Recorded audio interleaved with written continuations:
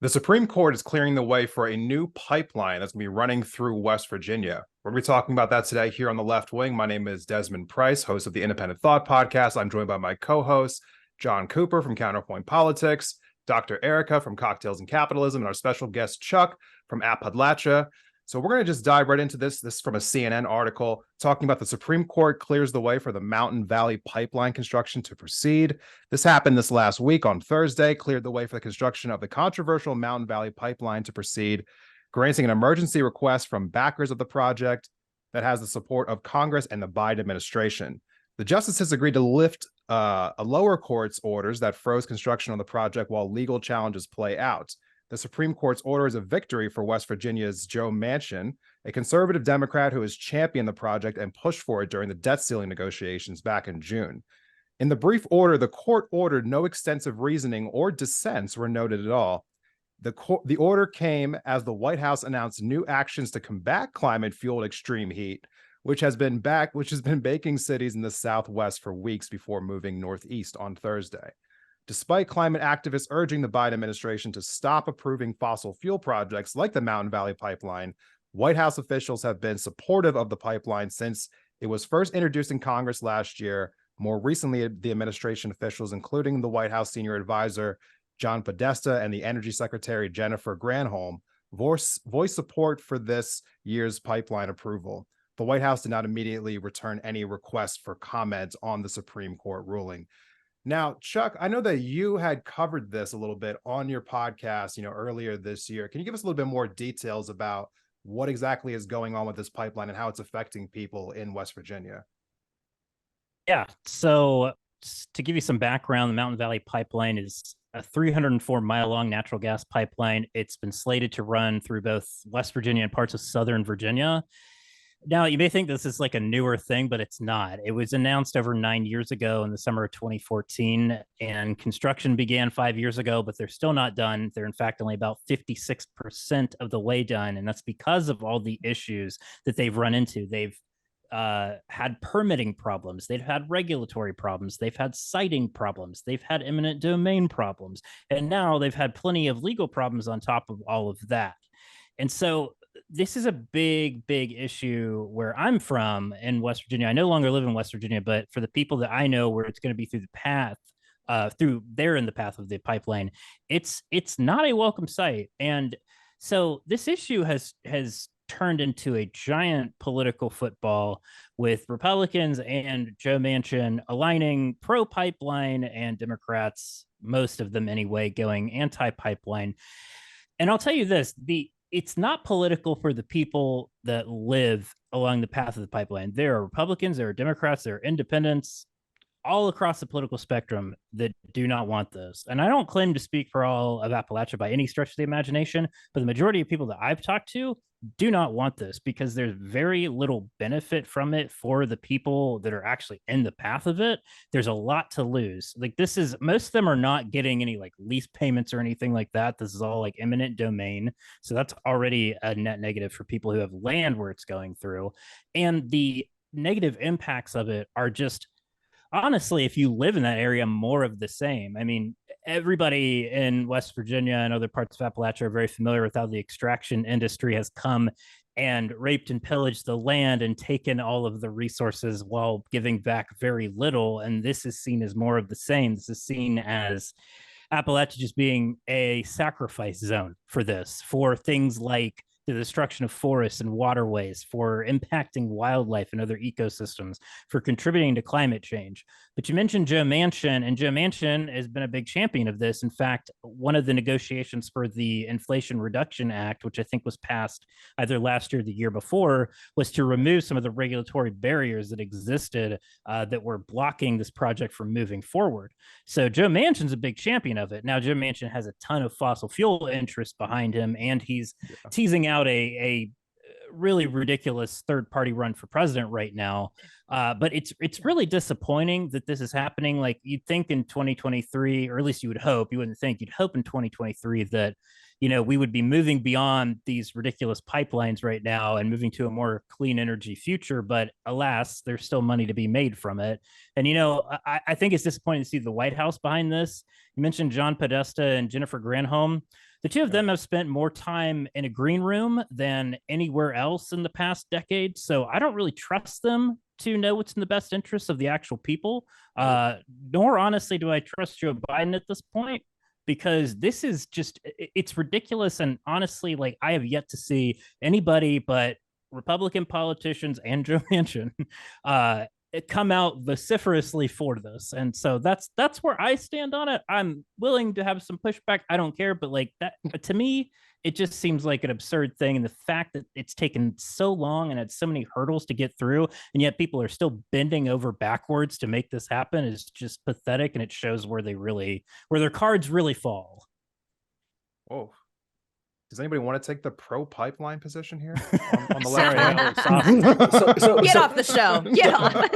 No. This is the thing, Desmond. There is no pro pipeline position. There is legitimately no argument to be made, because like at least like in the past, at least like when I was growing up, there was this argument to be made of, oh well, I guess we could invest in green energy, but oil is better because it's cheaper, and like we don't want to hamstring our economic growth for this. But like to invest money in oil now is like investing in horses when the car's already been invented. Like it just doesn't make sense. We're going to see a decline in gas demand, in oil demand, in natural gas demand of these fossil fuels of at least 20% by 2050, according to even conservative estimates. The only way in which we don't see demand going down is if alternate energy resources like don't get cheaper, which is basically impossible.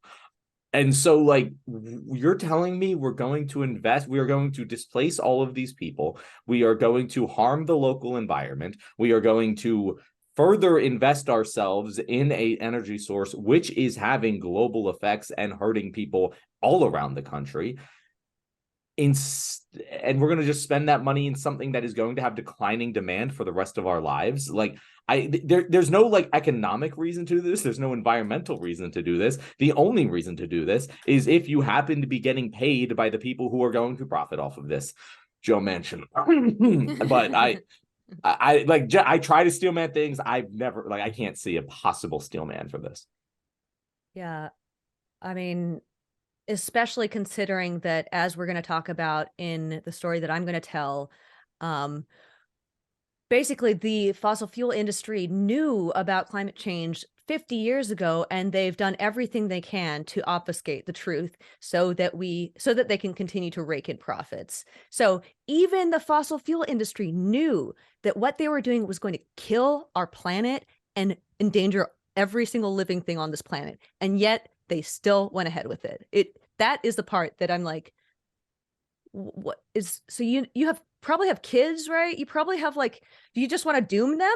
Like, what the fuck? Well, I mean, why did Obama buy beachfront property if sea levels are rising? I've actually heard that exact thing. I don't know how many times. Oh John. my God. Like so many times. I didn't mean to cut you off there, but it's amazing to me the amount of disinformation that we have around the climate that kind of goes through political discourse anymore. That was all funded by and perpetuated by the fossil fuel industry, as we'll be talking about more soon.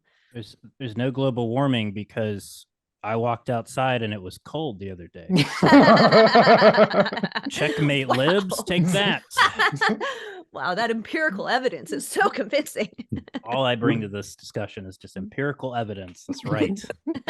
Again, like when I was a kid, like those sort of arguments, at least like I could understand how a dumb person would believe them. But like I've seen the seasons change in my relatively short lifetime. Like these seasons have dramatically changed from when I was a kid, and I was a kid not that long ago. Like it's not like I'm 80 years old, like old man yelling at clouds here. Like it is just so obvious that the climate that I live in is different than it was 20 years ago. And from what I hear from people, that's not how it used to be.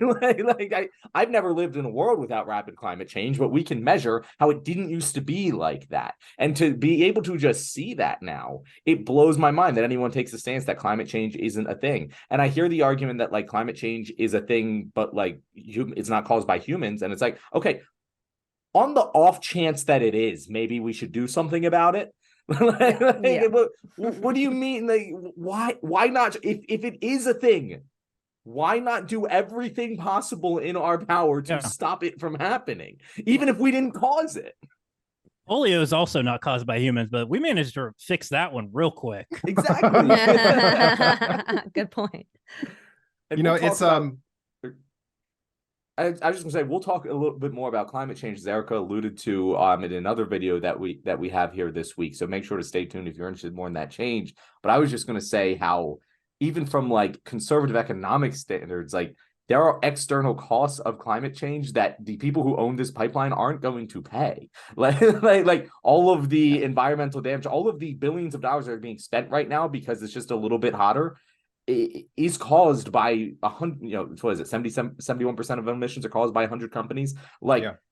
Those are costs that we are all paying to subsidize billionaires. And why are we doing it? Because just on a free market economic scale, that doesn't make any sense. I did want to bring up that, this is a natural gas pipeline. And part of that is it's tied into fracking, and part of fracking involves like using a ton of toxic chemicals and injecting those into the land. Yeah. That is incredibly dangerous. And I learned that those toxic chemicals are protected by trade secret. So we don't even know what those chemicals are. That shit is like, God, like they're putting them into our land and they won't tell us because their right to keep it a secret somehow outweighs our right to know what they're putting in our goddamn ground. It's maddening. Or they want to protect other companies from making it even worse. I mean, I listened to some of the activists that have been trying to oppose this pipeline, trying to resist it. And there's been a lot of activism, both like through conventional channels and unconventional channels, tree sits, people doing, like lockdowns in the areas that are being like clear cut for this pipeline. The Yellowfinch group has done a lot of direct action around these sites. And like one of these activists was talking about how, and that this person was someone who wasn't like big into the story before, it was just on their land, and so they got radicalized through that.